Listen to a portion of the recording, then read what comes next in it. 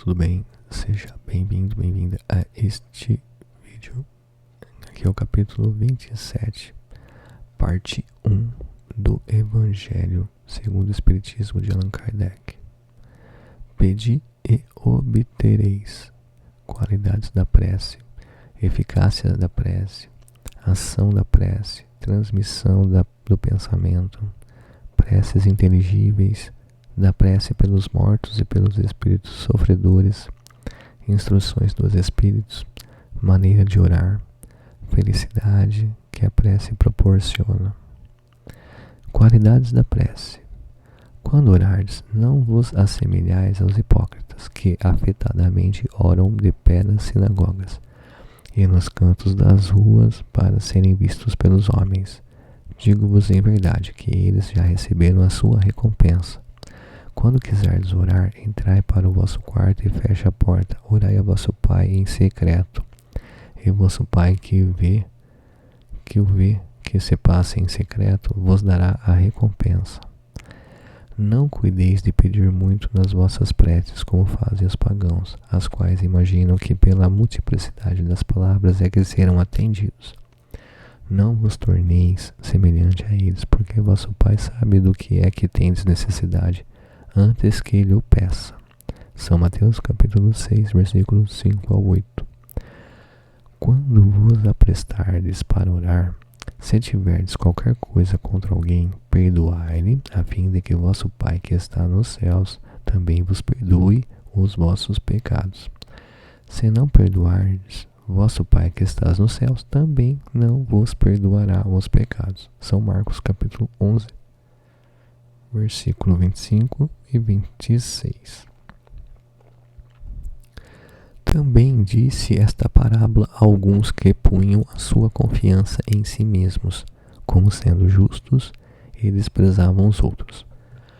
2 homens subiram ao templo para orar. Um era fariseu, publicano, e outro... voltando aqui. 2 homens subiram ao templo para orar. Um era fariseu, publicano, o outro. O fariseu, conservando-se de pé, orava assim, consigo mesmo: Deus, rendo-vos graças por não ser como os outros homens, que são ladrões, injustos e adúlteros, nem mesmo como esse publicano. Jejuo 2 vezes na semana, dou o dízimo de tudo o que possuo.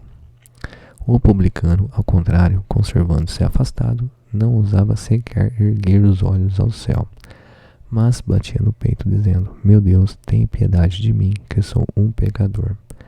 Declaro-vos que este voltou para sua casa justificado, e o outro não, porquanto aquele que se eleva será rebaixado, e aquele que se humilha será elevado. São Lucas capítulo 18, versículos 9 ao 14. Jesus definiu claramente as qualidades da prece. Quando orardes, diz ele, não vos ponhais em evidência. Antes orai em secreto, não afeteis orar muito, pois não é pela multiplicidade das palavras que sereis escutados, mas pela sinceridade delas. Antes de orardes, se tiverdes qualquer coisa contra alguém, perdoai-lhe, visto que a prece não pode ser agradável a Deus, senão parte de um coração purificado de todo o sentimento contrário à caridade. Orai, enfim, com humildade, como o publicano, e não com orgulho como o fariseu. Examinai os vossos defeitos, não as vossas qualidades. E se vos comparardes aos outros, procurai o que há em vós de mal. Eficácia da prece. Seja o que for que peçais na prece, crede que o obtereis e concedido vos será o que pedirdes. São Marcos capítulo 11, versículo 24. Há quem conteste a eficácia da prece, com fundamento no princípio de que, conhecendo Deus as nossas necessidades, inútil se torna expor-lhes. E acrescentam as que assim pensam que, achando-se tudo no universo encadeado por leis eternas, não podem as nossas súplicas mudar os decretos de Deus. Sem dúvida alguma, há leis naturais e imutáveis que não podem ser abrogadas ou ao capricho de cada um, mas dai a crer-se que todas as circunstâncias da vida estão submetidas à fatalidade. Vai grande distância. Se assim fosse, nada mais seria o homem do que instrumento passivo, sem livre-arbítrio e sem iniciativa. Nessa hipótese, só lhe caberia curvar a cabeça ao jugo dos acontecimentos, sem cogitar de evitá-los, não devera ter procurado desviar o raio. Deus não lhe outorgou a razão e a inteligência para que ele a deixasse sem serventia, a vontade para não querer, a atividade para ficar inativo. Sendo livre o homem de agir num sentido ou outro, seus atos lhe acarretam e aos demais consequências subordinadas ao que ele faz ou não. Há, pois, devidos à sua iniciativa, sucessos que forçosamente escapam à fatalidade e que não quebram a harmonia das leis universais. Do mesmo modo que o avanço ou o atraso do ponteiro de um relógio não anula a lei do movimento sobre a qual se funda o mecanismo. Possível é, portanto, que Deus aceda a certos pedidos sem perturbar a imutabilidade das leis que regem o conjunto, subordinada sempre essa anuência à sua vontade.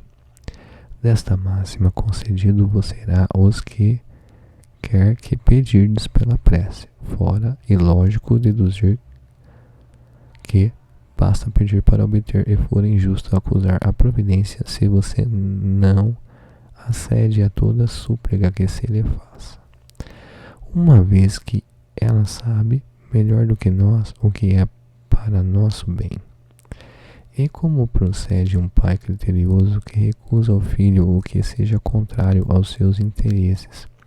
Em geral, o homem apenas vê o presente. Ora, se o sofrimento é de utilidade para a sua felicidade futura, Deus o deixará sofrer como o cirurgião deixa que o doente sofra as dores de uma operação que lhe trará a cura. O que Deus lhe concederá sempre, se ele o pedir com confiança, é a coragem, a paciência, a resignação. Também lhe concederá os meios de se tirar por si mesmo das dificuldades, mediante ideias que fará lhe surgiram os bons espíritos, deixando-lhe dessa forma o mérito da ação. Ele assiste os que se ajudam a si mesmos de conformidade com esta máxima. Ajuda-te que o céu te ajudará. Não assiste, porém, os que tudo esperam de um socorro estranho, sem fazer uso das faculdades que possui. Entretanto, as mais das vezes, o que o homem quer é ser socorrido por milagre, sem despender o mínimo esforço.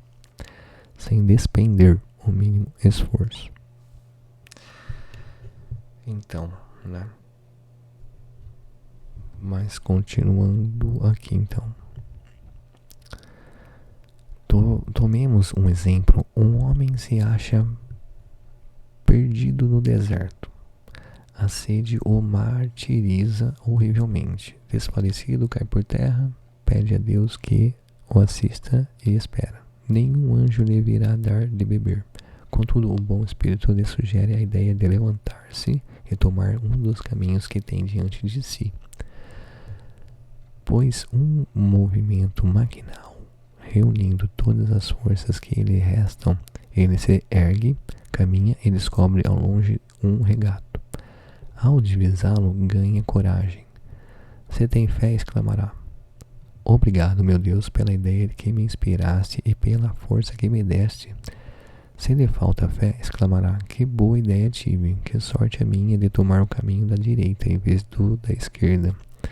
O caso, às vezes, nos serve admiravelmente. O caso. Será que eu perdi aqui? Deixa eu ver direito. Caramba, perdi aqui o livro. Perdi o parágrafo que eu estava.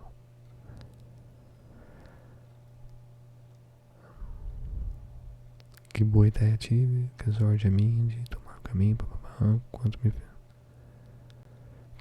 Bom, voltando aqui nesse parágrafo. Que boa ideia tive, que sorte a minha de tomar o caminho da direita em vez do da esquerda. O acaso, às vezes, nos serve admiravelmente, quando me felicito pela minha coragem e por não me ter deixado abater. Mas dirão, por que o bom espírito não lhe disse claramente, segue este caminho que encontrarás o de que necessitas? Por que não se lhe mostrou para o guiar e sustentar no seu desfalecimento? Dessa maneira, tendo-ia convencido da intervenção da providência, primeiramente para lhe ensinar que cada um deve ajudar-se a si mesmo e fazer uso das suas forças, depois pela incerteza. Deus põe à prova a confiança que nele deposita a criatura e a submissão desta à sua vontade. Aquele homem estava na situação de uma criança que cai e que, dando com alguém, se põe a gritar e fica à espera de que a venha levantar. Se não vê pessoa alguma, faz esforços e se ergue sozinha. Tem muitas vezes que a gente faz oração, pede ajuda, tem hora que a gente tá no sufoco, ó, e aí você faz uma oração pedindo orientação para que caminho seguir, o que decisão tomar. Então, e muitas vezes sem perceber, vem a intuição. Às vezes vem sem pedir. A gente tá fazendo alguma coisa e vem a intuição do nada, para tomar umas decisões melhores, caminhos melhores. Então isso age. E quando nós fazemos oração, né, também vem algumas coisas. Às vezes não vem na hora, que a gente às vezes quer que venha na hora, né? Mas às vezes não vem na hora, vem um pouco depois, ou um dia depois, ou um tempo depois. Ou às vezes não vem, mas as coisas vão acontecendo e vai dando certo. Então são diversas maneiras, mas a ajuda tá sempre aí, né? Às vezes parece que não tem ajuda. Tem momentos na vida da gente que parece que não tem ajuda, mas ela tá sempre com a gente. Mas é apenas a nossa percepção que não sente essa ajuda. Mas depois de um tempo, quando passa um processo e tal, aí a gente fala, pô, tava junto ali, eu que não percebi, né? É interessante. É pra testar, né? Pra testar a gente em alguns momentos. E a gente é testado, não tem nem escape. Bom, continuando aqui. Se o anjo que acompanhou a Tobias lhe houvera dito, sou enviado por Deus para te guiar na tua viagem e te preservar de todo o perigo, nenhum mérito teria tido Tobias, fiando-se no seu companheiro, nem sequer de pensar teria precisado. Essa a razão porque o anjo só se deu a conhecer ao regressarem. A ação da prece, transmissão do pensamento. A prece é uma invocação mediante a qual o homem entra pelo pensamento em comunicação com o ser a quem se dirige. Pode ser por objetivo um pedido, um agradecimento ou uma glorificação. Podemos orar por nós mesmos ou por outrem, pelos vivos ou pelos mortos. As preces feitas a Deus escutam-nas, os espíritos incumbidos da execução de suas vontades. As que se dirigem aos bons espíritos são reportadas a Deus. Quando alguém ora a outros seres que não a Deus, falo recorrendo a intermediários e intercessores, porquanto nada sucede sem a vontade de Deus. O Espiritismo torna compreensível a ação da prece, explicando de modo de transmissão do pensamento, quer no caso em que o ser a quem oramos acuda ao nosso apelo, quer no em que apenas lhe chegue o nosso pensamento. Para apreendermos o que ocorre em tal circunstância, precisamos conceber mergulhados no fluido universal que ocupa o espaço todos os seres, encarnados e desencarnados, tal qual nos achamos neste mundo dentro da atmosfera.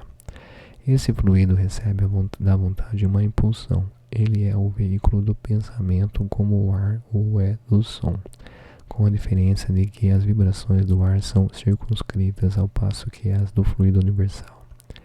se estende ao infinito, dirigido, pois, o pensamento para um ser qualquer na Terra ou no espaço, de encarnado para desencarnado ou vice-versa, uma corrente fluídica se estabelece entre um e outro, transmitindo de um ao outro o pensamento como o ar transmite o som. A energia da corrente guarda proporção com a do pensamento e da vontade. É assim que os espíritos ouvem a prece que lhes é dirigida. Qualquer que seja o lugar onde se encontrem, é assim que os espíritos se comunicam entre si, que nos transmitem suas inspirações, que relações se estabelecem à distância entre encarnados. Tem de encarnado para encarnado também, né? O que a gente poderia chamar de telepatia. Então, essa explicação vai, sobretudo, com vistas ao que não compreende a utilidade da prece puramente mística. Não tem por fim materializar a prece, mas tornar-lhe inteligíveis os efeitos, mostrando que pode exercer ação direta e efetiva. Nem por isso deixa essa ação de estar subordinada à vontade de Deus, juiz supremo em todas as coisas, único apto a torná-la eficaz. Pela prece, obtém o homem o concurso dos bons espíritos que ocorrem a sustentá-lo em suas obras, em suas boas resoluções e a inspirar-lhe ideias sãs. Ele adquire deste modo a força moral necessária a vencer as dificuldades e a volver o caminho reto, se deste se afastou. Por esse meio pode também desviar de si os males que atrairia pelas suas próprias faltas. Um homem, por exemplo, vê arruinada a sua saúde em consequência de excessos de que se entregou e arrasta até o termo de seus dias uma vida de sofrimento. Terá ele o direito de queixar-se se não obtiver a cura que deseja? Não, pois que houvera podido encontrar na prece a força de resistir às tentações.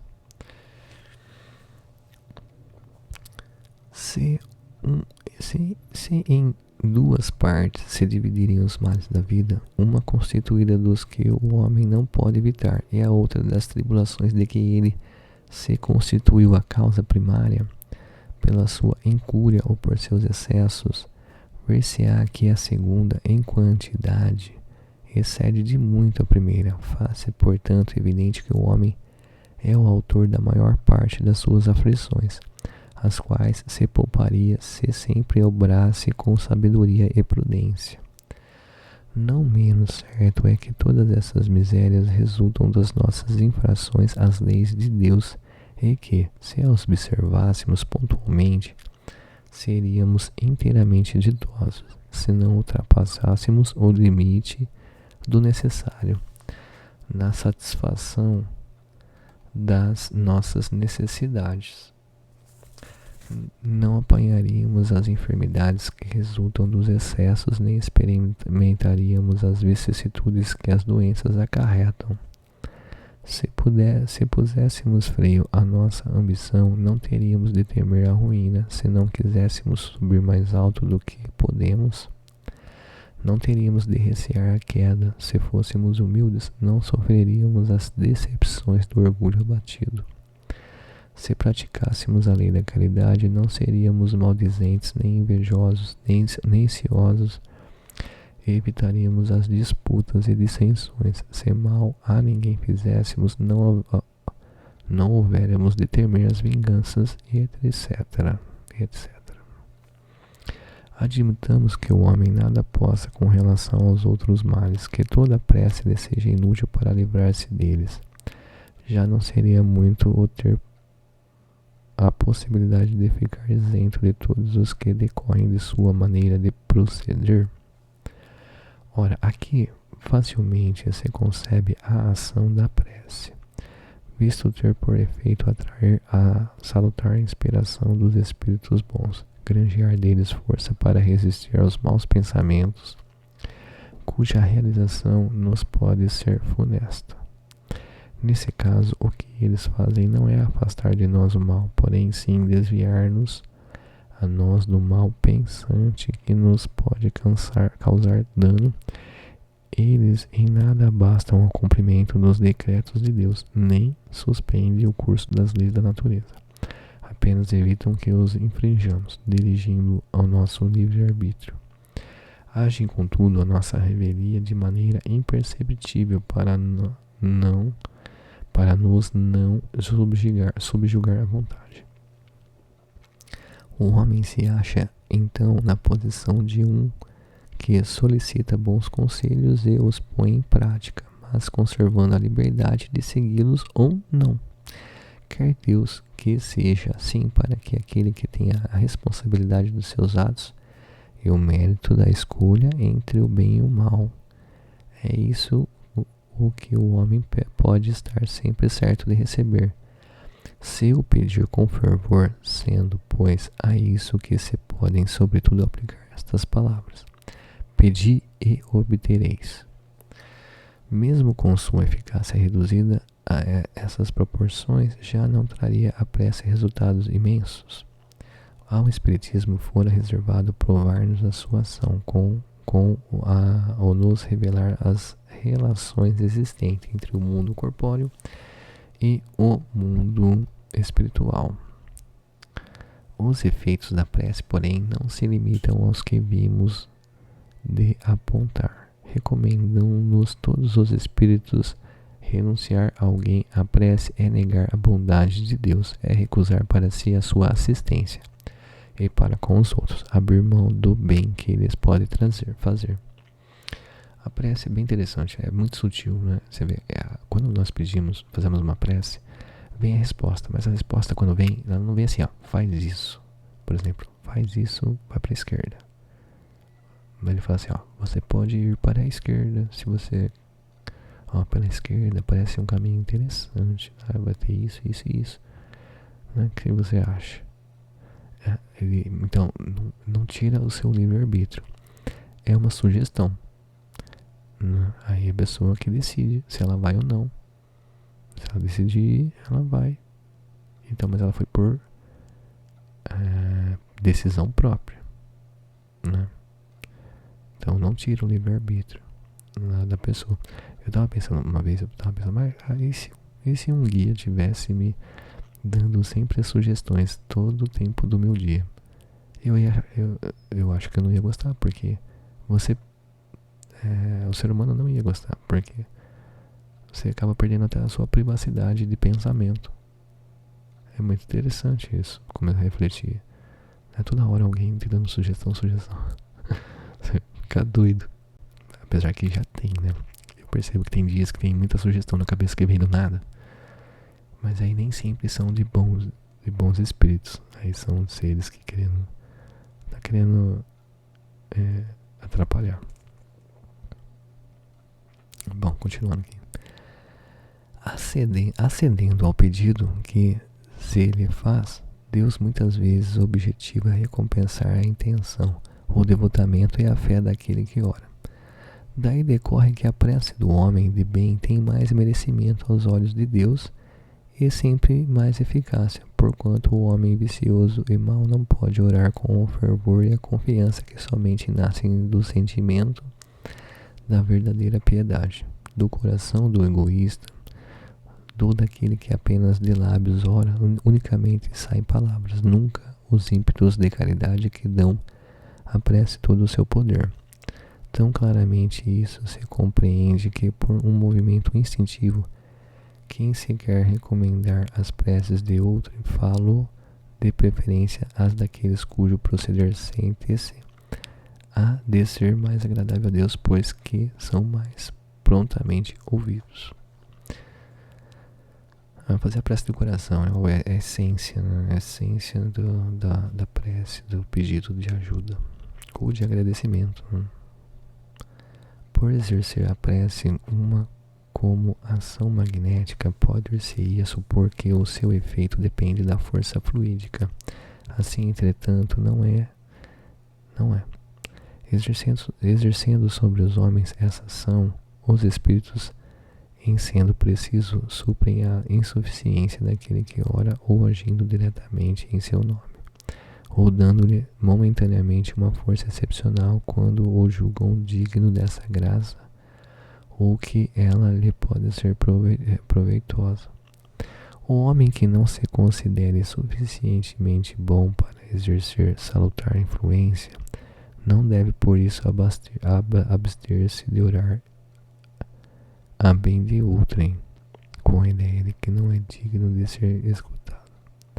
A consciência da sua inferioridade constitui uma prova de humildade, grata sempre a Deus, que leva em conta a intenção caridosa que o anima. Seu fervor e sua confiança são um primeiro passo para a sua conversão ao bem, a conversão que os espíritos bons se sentem ditosos em incentivar. Repelida só ou é a prece do orgulhoso que deposita fé no seu poder e nos seus merecimentos e acredita ser-lhe possível sobrepor-se à vontade do Eterno. Está no pensamento o poder da prece, que por nada depende nem das palavras, nem do lugar, nem do momento em que seja feito. Pode-se, portanto, orar em toda parte e a qualquer hora, a sós ou em comum. A influência do lugar ou do tempo só se faz sentir nas circunstâncias que favoreçam o recolhimento. A prece em comum tem ação mais poderosa quando todos os que oram se associam de coração a um mesmo pensamento e colimam o mesmo objetivo, porquanto é como se muitos clamassem juntos e em uníssono. Mas que importa seja grande o número de pessoas reunidas para orar, se cada um atua isoladamente e por conta própria? 100 pessoas juntas podem orar como egoístas, enquanto 2 ou 3 ligadas por uma mesma aspiração, oração, quais verdadeiros irmãos em Deus, e mais força terá a prece que lhe dirijam do que a das 100 pessoas. Aqui eu vou parar o capítulo 27, parte 1. Depois eu vou fazer a parte 2 para não ficar muito comprido. Beleza? Então, até mais.